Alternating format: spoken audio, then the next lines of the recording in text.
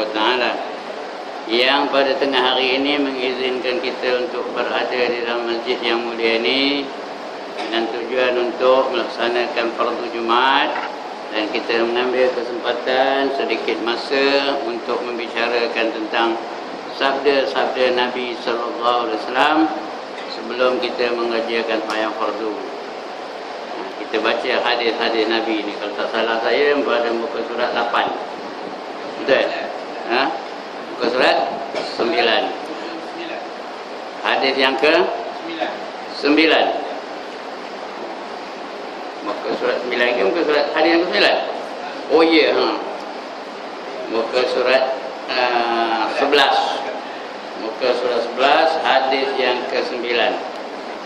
Dari Abu Musa Abdullah bin Qais al-Ash'ari radhiyallahu anhu, katanya, su'ila Rasulullah sallallahu alaihi wasallam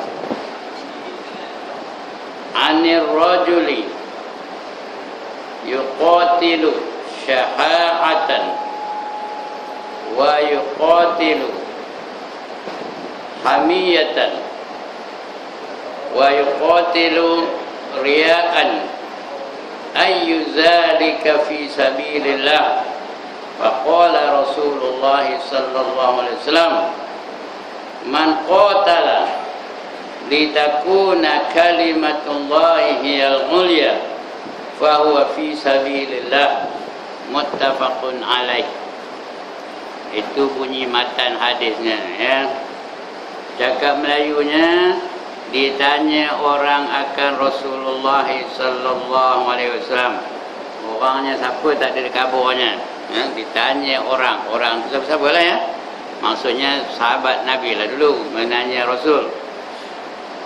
Ya, dari hal lelaki yang bertempur, iaitu berperang kerana berani, yang bertempur kerana panas hati, kerana marah, kerana metor. Berperang tu kerana metor dengan orang kafir, kerana panas hati. Dan bertempur kerana bermegah-megah, kerana nak megah-megah, menunjukkan terror. Aku lah orang yang paling berani, aku yang paling handai, aku baru belajar silat, ya, aku lah pandai taekwondo dan sebagainya. Bertempur kerana nak tunjuk berani, kerana megah, ya, panas hati kerana yang bertempur kerana megah. Yang manakah yang termasuk di dalam perang fi sabilillah? Orang yang berjuang ni yang mana yang dikatakan perjuangan fi sabilillah? Perjuangan yang sebenar di jalan Allah.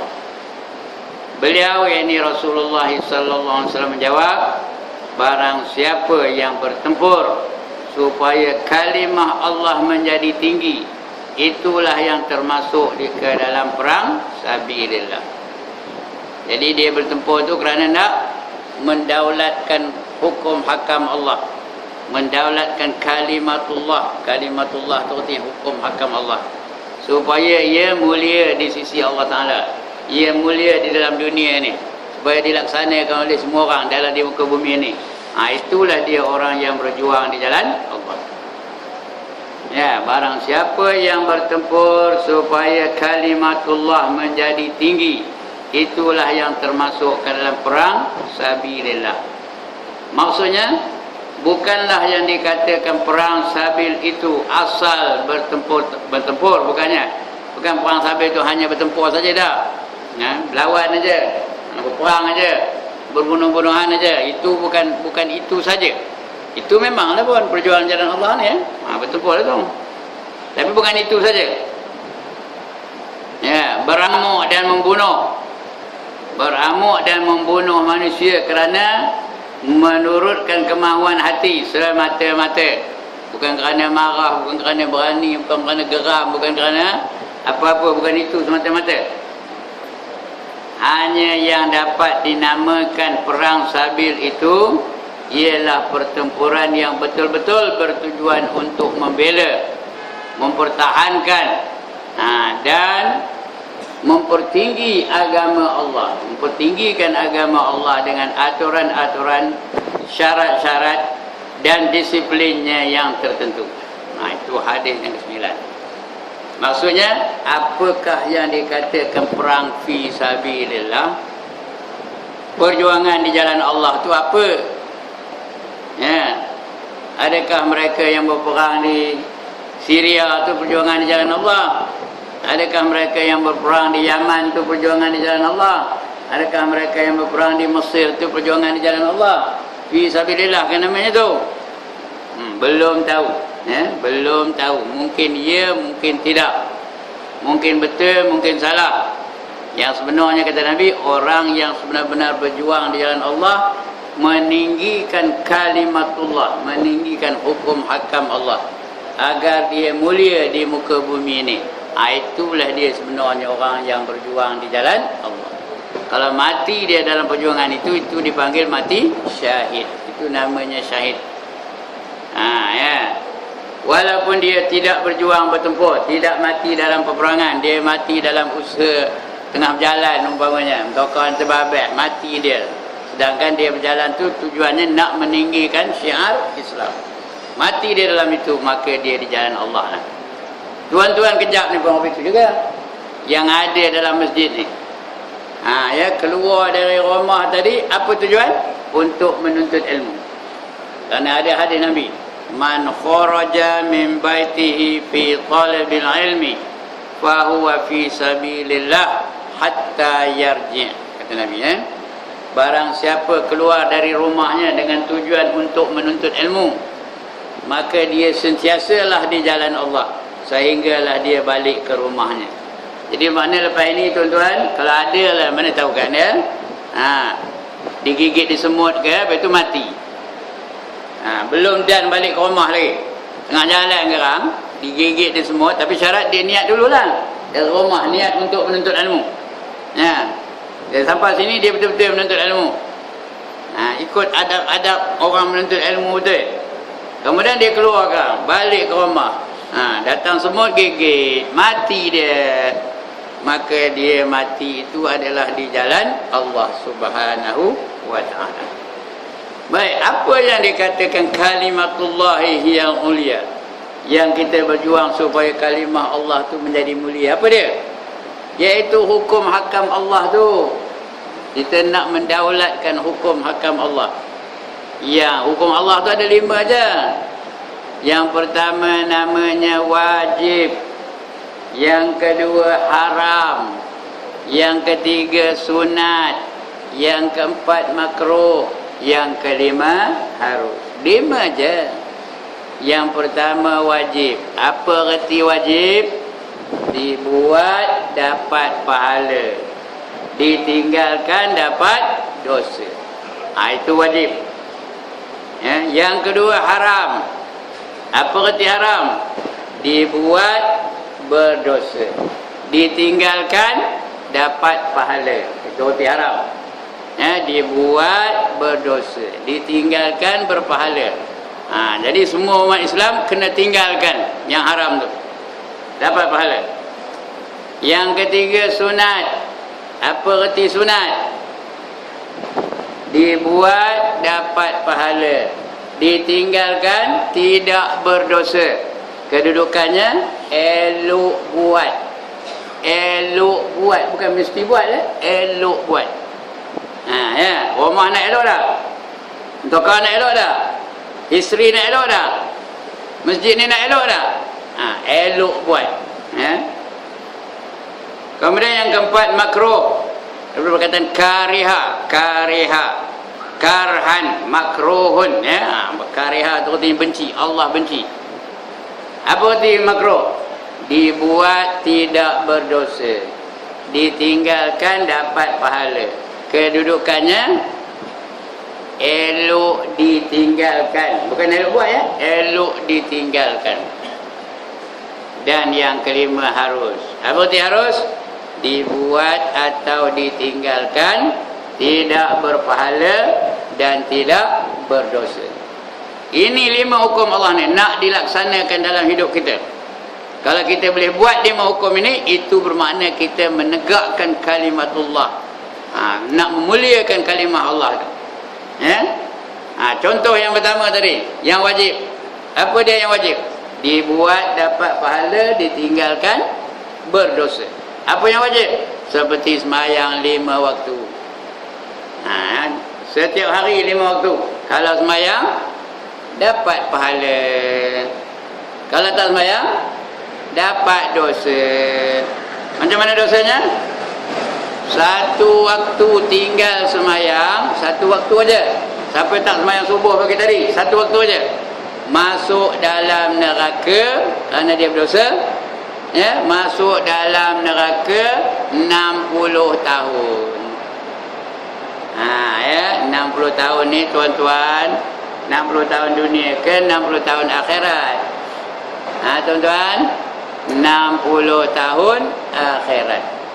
Satu waktu tak semayang, siapa tuang semayang apa saja waktunya, satu waktu aja, masuk neraka 60 tahun akhirat. 60 tahun akhirat, berapa tahun dunia? Satu hari di akhirat bersamaan dengan 1000 tahun dunia. Yaumin kana miqdaruhu alfasanatim mimma ta'udun. Pagi tadi ada Datuk Imam bacanya. Kalau tak baca, Datuk Imam tak ada hafal sejarah tu. Pada hari yang mengikut kiraan kamu adalah 1000 tahun mengikut kiraan dunia ni. Satu hari 1000 tahun. Orang tak semayang masuk neraka berapa tahun? Tadi dah saya kata berapa tahun? 60 tahun sekali, satu waktu. Jadi kalau 60 tahun, berapa tahun dunia ni? Berapa tahun dunia ni? Ya Allah, dia tak tahu kira. Kata dia kena hidup belajar matematik mereka. Berapa tahun? 60 kali 1000 kali 365 tahun. Itu satu waktu tinggal tu. Berapa tahun tu? 6000 kali, bukan 60, 60 kali 1000 berapa? 60,000. 60,000 kali 365. Mana datang 365 tu?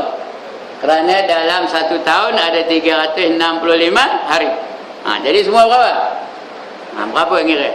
Ya Allah, tak tahu dia mana. Tak apalah, saya ngaburkan jawab.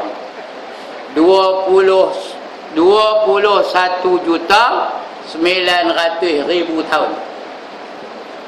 Kalau satu waktu tinggal 21,900,000 tahun. Lagi 100,000. Bukan lagi 100,000, dari ayat 100,000. Sampai kepada 22 juta tahun.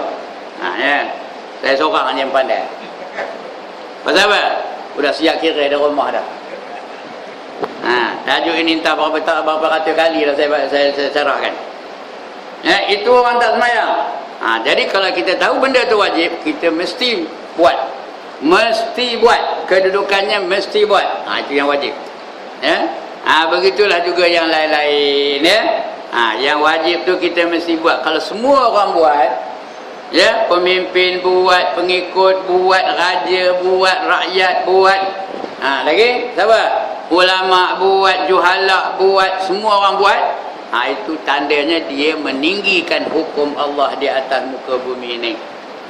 Tapi kalau ada yang buat, ada yang tak nak buat, ada yang buat, ada yang tak nak, itu bukan meninggikan, itu celum-celangkan agama Allah di atas muka bumi ini. Dan kadang-kadang itu sebab orang kafir tu payah nak masuk Islam. Kerana kadang-kadang orang Islam tidak menunjukkan contoh yang terbaik kepada orang kafir.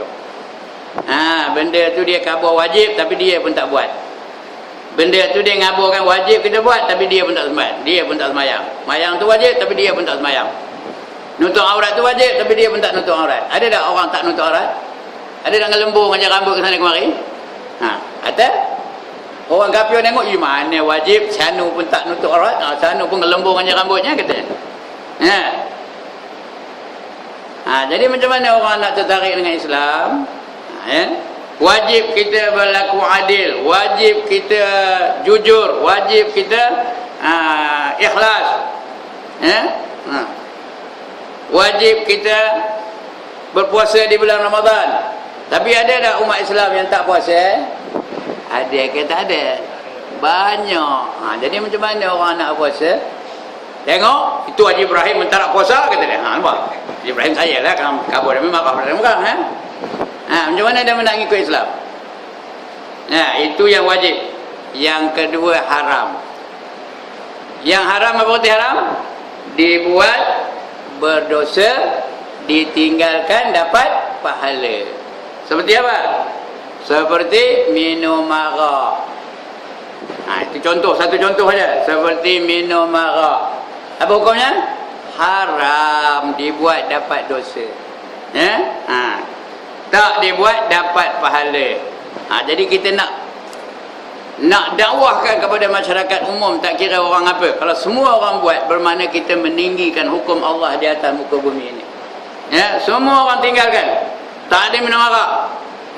Tak mau melibatkan diri dalam Oktoberfest. Faham ke dia apa benda Oktoberfest ni? Allah tak faham ni. Apa Oktoberfest?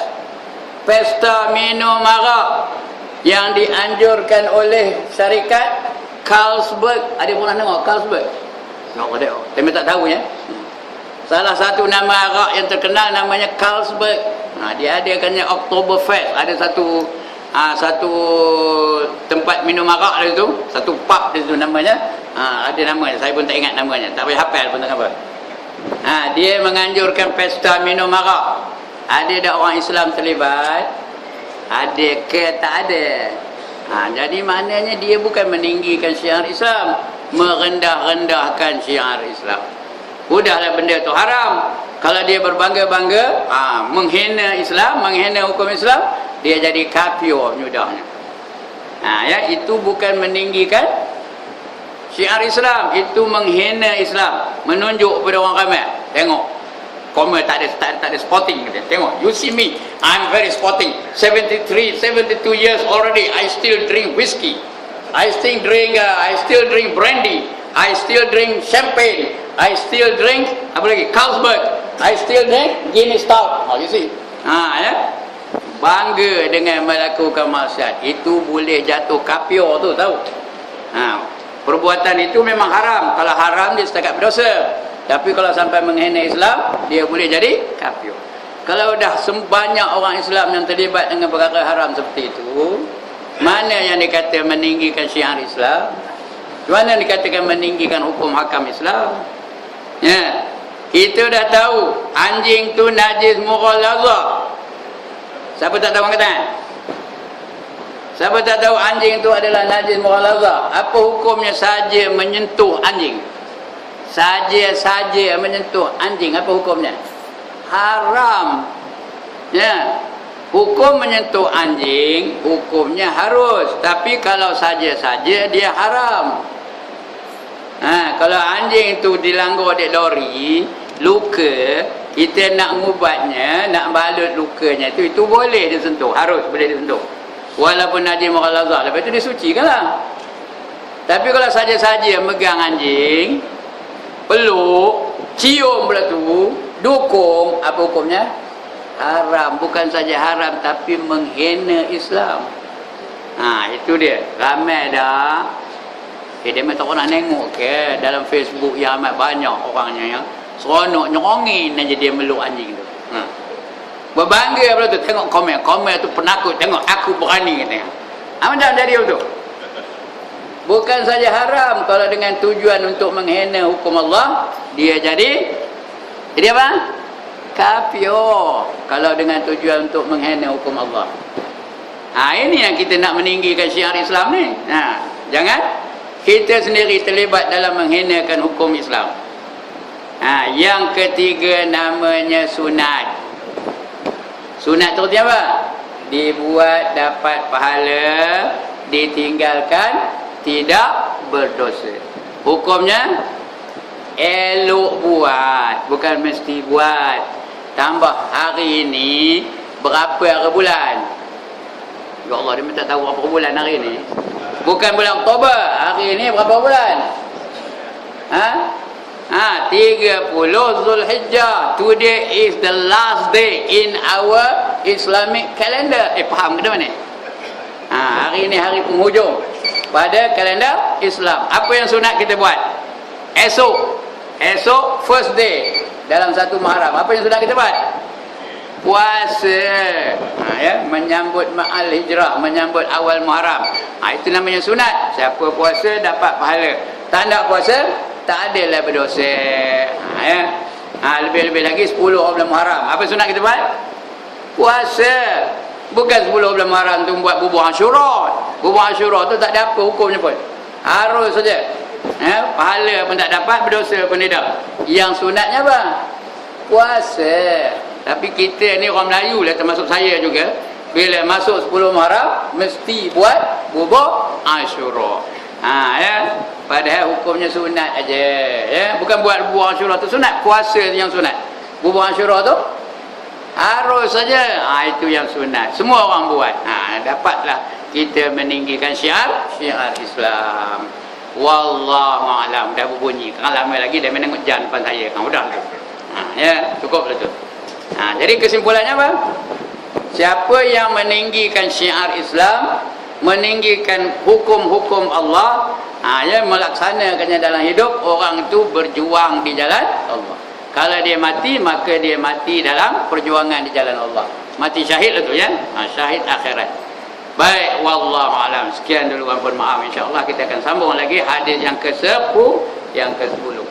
Bulan depan pula. Ya, satu-satu jadilah ya. Kalau waktu sekarang ni cepat, kalau waktu lambat boleh saya panjangkan lagi. Aqulu qawli hadza wa astaghfirullahal azim li wa lakum wa lisairil muslimin wal muslimat wa ya fawza